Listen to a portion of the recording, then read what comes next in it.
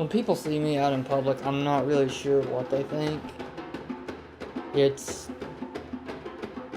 I've gotten a little bit of every single reaction. Some people are like, yeah, right on, man, I like what you're doing. Others are not so much. Either way, I guess it's the way I personally think, but their opinion doesn't honestly matter to me. I'm doing me when I'm out there and dressed up. If they like it, cool. If not, that's great too. Fuck you. You don't have to look at it.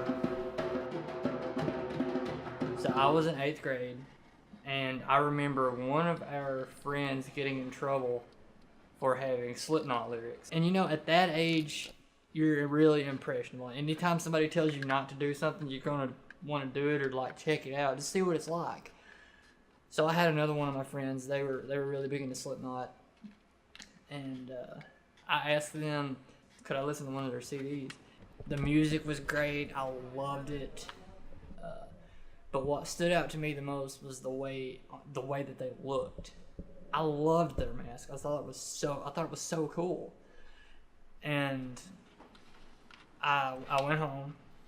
I got online and I looked at some of their masks and found some of them on eBay. And I asked Mom and Dad if I could have one for Christmas, and we couldn't get one. And me being determined as fuck to have one, I was like, I'll make it myself. So I got pop bottles, like the 2-liter pop bottles and stuff, and I would make the Slipknot masks out of 2-liter pop bottles. And they were completely flat. They did not have a nose. They didn't have any textures. They had absolutely nothing, and they looked like complete shit. They were ugly as fuck and unprofessional, but I was proud of them. And I was like, I can really, really get into this. And it just kind of blossomed from there. And after a while, I built my skills on it, got better at it, and then got into almost telling stories with my masks. And I think that was a real big turning point for me. That is extremely odd. In terms of art, I believe it is kind of more so beautiful in the eye of the beholder.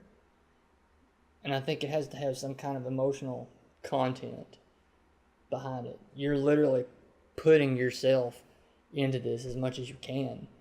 And I think that's great. That's one of the best and most gratifying freedoms of expression. I could say so many words and it not really come across as meaning anything. But I can take those words and put it into some kind of physical manifestation. Not really have to say a word and feel like I'm communicating so much more. I think art is so much more impactful when it has a little bit of the artist in it themselves. There's a huge difference in between just drawing something or making something for shits and giggles versus actually feeling it when you're making it and feeling it when you're finished with it, and you just get that level of satisfaction from it. I don't know, there's just something about it that's almost euphoric in a way. And it sounds weird. I get that it sounds so weird, but I don't really know how to describe it. Kind of learn yourself and learn what style works for you and just go with it. And not give a flying fuck what people think. There's going to be people out there that don't like it.